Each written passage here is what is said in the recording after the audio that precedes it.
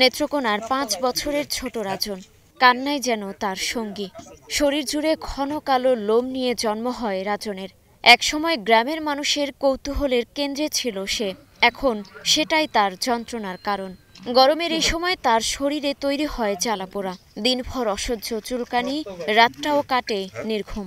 খুব ব্যথা লাগছে, ঘুমাইতে পারি না, কষ্ট হয়, হাত যায় লক্ষ্য ভালো হয়। টাকা বা গড়ি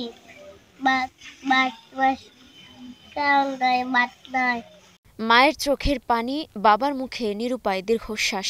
তবুও তাদের চোখে আশার আলো। অভাবের ভারে নুয়ে পড়া পরিবারে যখন খাবারই জোটে না, তখন নিয়মিত চিকিৎসার সুযোগ কোথায়? তাই আশা, যদি কেউ বাড়িয়ে দেয় সাহায্যের হাত। এটা খাদ দেয়, এটা জলে, এটা রক্ত বাইর, এটার মধ্যে ফুল বাইর, যে বাইরে কষ্ট আমি চিকিৎসা করতে পারি না।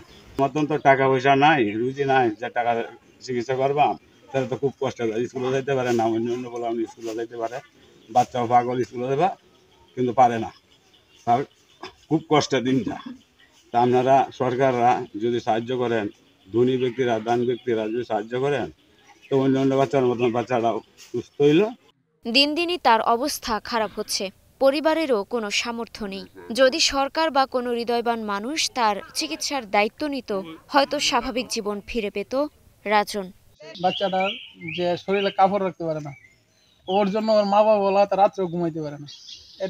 বড় এক নম্বর জিনিসটা হলো টাকার অভাব। আমি অনেকদিন যাবত দেখতেছি সেই রোগী ভুগতেছে, কিন্তু কিছু করার নাই। তার বাবা দিনমজুর, অনেক হাড় ভাঙা পরিশ্রম করে তার বাবা সংসার চালে। ये टुकला किता है सीता लहान জানি করতে है তো পয়সার অভাবের কারণে ছেলেটা চিকিৎসা করতে পারে না। পয়সা তাহলে তো চিকিৎসা করেন ধনী দানারা হয়ে যায়। তখন গরিব ধনী দানারা আছে, সরকাররা আছে, তারা যদি সাহায্য করতে হচ্ছে, তো চেষ্টা করে দেখ হয় ছেলেটা কি বালা করেন যায় কিনা। চিকিৎসকরা বলছেন রাজনের রোগটি অত্যন্ত বিরল, তার উন্নত চিকিৎসা প্রয়োজন।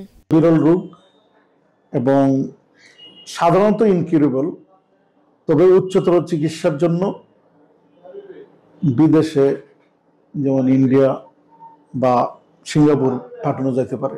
রাজন বাঁচতে চায়, তার এই ছোট আকুতি যেন পৌঁছে যায় সামর্থ্যবানদের হৃদয়ে। Desk report, star news.